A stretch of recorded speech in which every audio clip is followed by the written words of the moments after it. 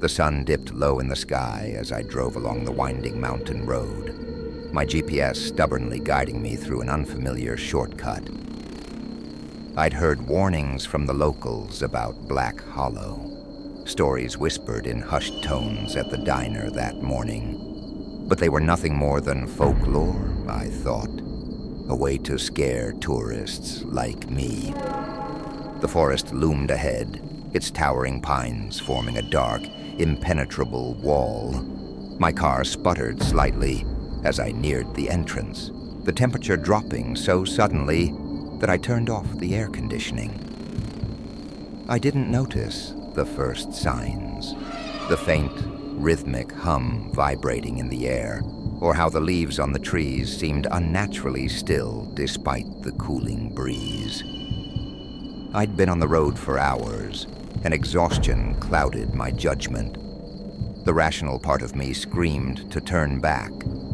But curiosity, no, something deeper, something I couldn't name, compelled me forward. The moment my tires crunched over the gravel path leading into the forest, the outside world seemed to vanish. The deeper I went, the more oppressive the forest became. Daylight barely penetrated the dense canopy, and soon it was just me and the narrow beam of my headlights cutting through the suffocating darkness. I rolled down my window to let in some fresh air, but the scent that greeted me was anything but fresh.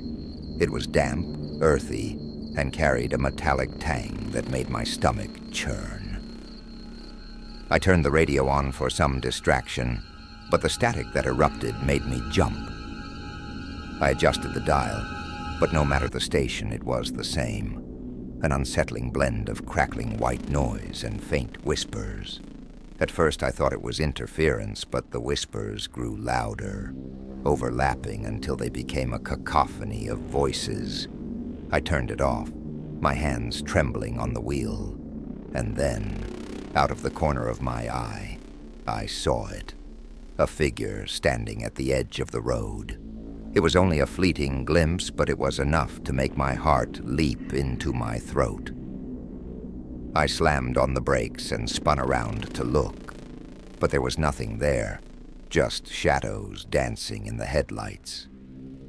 I drove on, faster now, the unease in my chest growing with each passing second. My headlights caught something ahead, an old rusted road sign. The letters were faded and illegible, but someone had scrawled a crude symbol across its surface in what looked like dried blood. My stomach tightened as I began to notice more symbols, on trees, rocks, even the road itself. They weren't random, they were deliberate, a language I couldn't understand, but instinctively feared. The forest around me felt alive, its towering trees leaning closer, their gnarled branches forming claw-like shapes. And then my car sputtered. The engine stuttered once, twice, and then died completely, leaving me in utter silence. I fumbled for my phone, but there was no signal, no GPS, no way to call for help. Panic set in as I stepped out of the car, the gravel crunching loudly beneath my feet. The forest was silent, too silent. No birds, no insects, just the faint sound of my own breathing. And then I heard it, the crunch of footsteps behind me. I spun around, my flashlight cutting through the darkness, but there was no one there, just the endless expanse of trees. The footsteps continued, growing louder, closer. I called out, my voice shaking, but there was no response. Just the rhythmic crunch of something moving toward me. And then I saw it, a figure emerging from the shadows. At first it looked human, but as it stepped closer, I realized how wrong I was. Its limbs were too long, its movements too fluid, like a marionette controlled by an unseen hand. Its face was obscured, a shifting mass of darkness that seemed to absorb the light. I stumbled back, my heart pounding as the figure stopped just feet away. It tilted its head, as if studying me, and then, in a voice that seemed to come from everywhere and nowhere, it spoke. Why did you come here?" Its voice wasn't a question. It was a statement, cold and devoid of emotion. Before I could answer, it lunged. I don't remember how I got back to the car. Adrenaline blurred everything into a chaotic rush of movement. I slammed the door shut and turned the key, praying the engine would start. The figure was closer now, its distorted form pressing against the windshield, its face mere inches from mine. The car roared to life, and I floored the gas. The tires screeched as I sped down the narrow road, the figure disappearing into the rearview mirror. But the forest wasn't done with me. The symbols on the trees began to glow, pulsating with an otherworldly light. The road twisted and turned in impossible ways, looping back on itself. And then I saw the exit, a break in the trees, faint light spilling through. I gunned the engine, my knuckles white on the steering wheel. The figure appeared again, but this time it was different. It stood in the middle of the road, its form flickering like a dying light bulb. I didn't stop. I couldn't stop. The car passed through it, the temperature inside dropping so suddenly that my breath fogged the windshield. The moment I crossed the threshold, everything went still. The road was empty, the forest silent once more. I didn't stop driving until I reached the next town. I burst into the diner, a wild, disheveled mess, and tried to explain what had happened. The locals exchanged glances, their faces pale. One of them, an older man with a weathered face, placed a hand on my shoulder. "You're lucky you made it out," he said. "Not everyone does." Later, I learned the truth about Black Hollow. The symbols were wards, not to keep people out, but to keep something in. Something ancient, something that fed on fear. And though I'd escaped, I knew I hadn't left it behind. At night, in the stillness of my room, I can still hear it, breathing.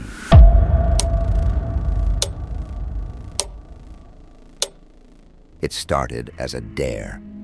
"Take the old forest path at night," my friends had said, smirking as they slid the flashlight into my hands. "It's the fastest way back to town. Don't chicken out." The path they meant wasn't marked on any map.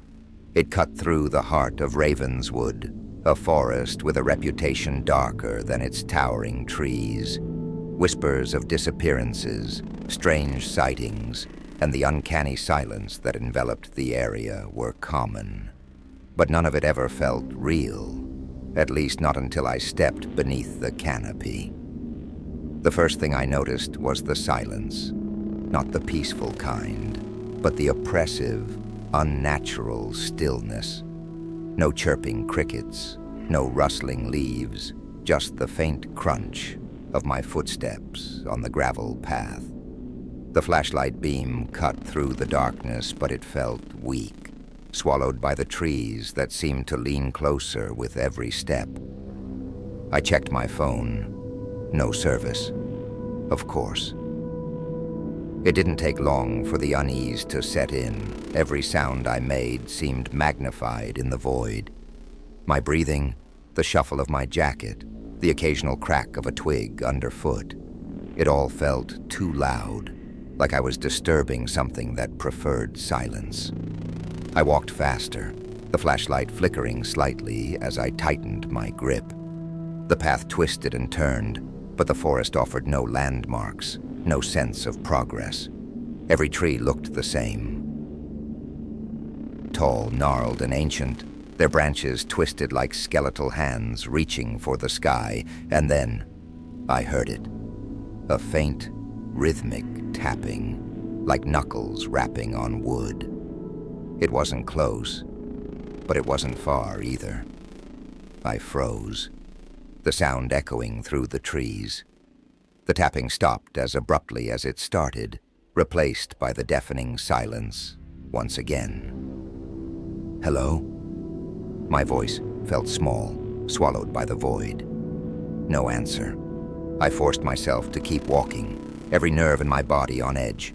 The forest felt alive, the air heavy with an unspoken menace.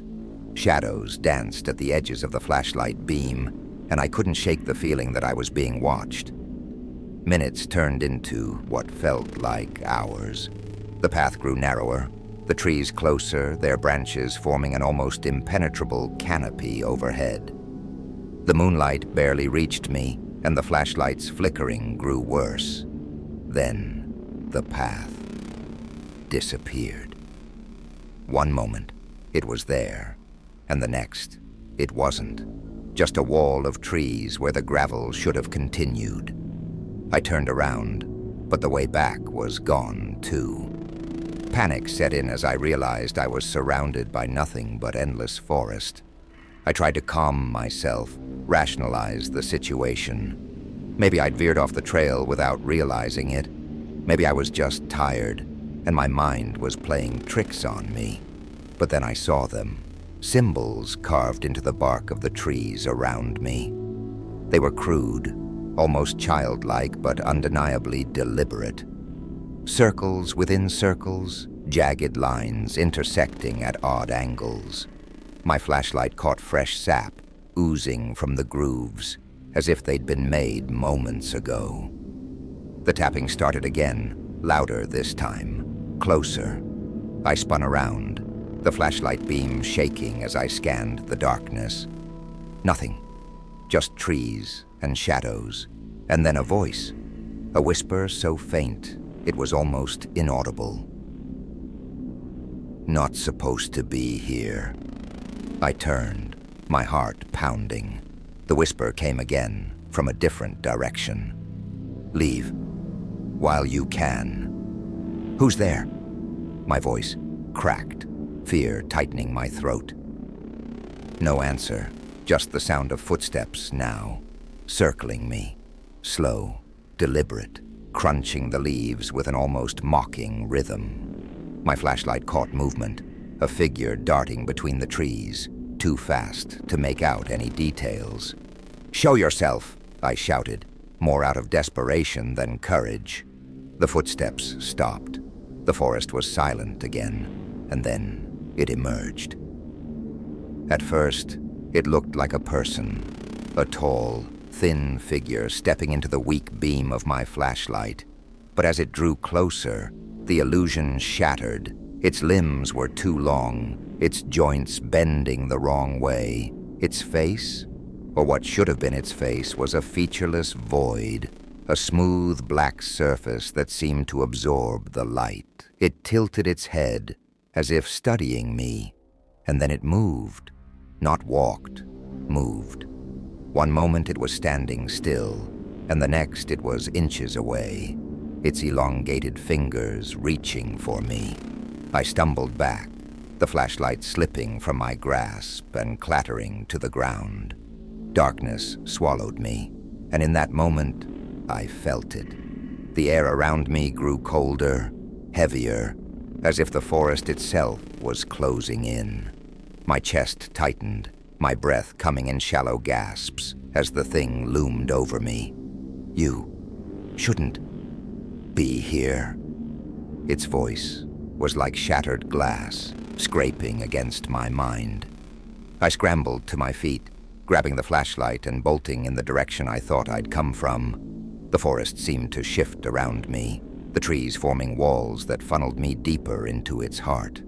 The symbols on the bark began to glow, their faint light casting eerie patterns on the ground. The figure was behind me. I could hear it, its limbs snapping and creaking as it moved, its breath rasping like dry leaves in the wind. No matter how fast I ran, it was always just a step behind. And then I saw it.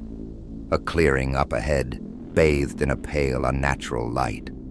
I burst into the open, collapsing to my knees in the grass. For a moment I thought I was safe.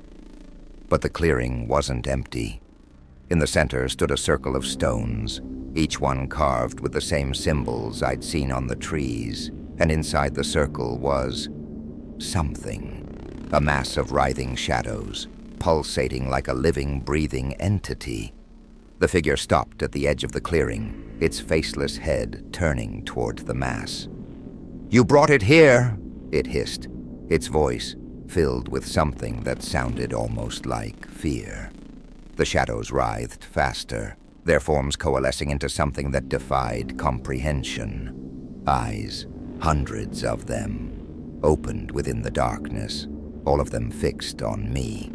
A deep, guttural voice echoed through the clearing, shaking the ground beneath me.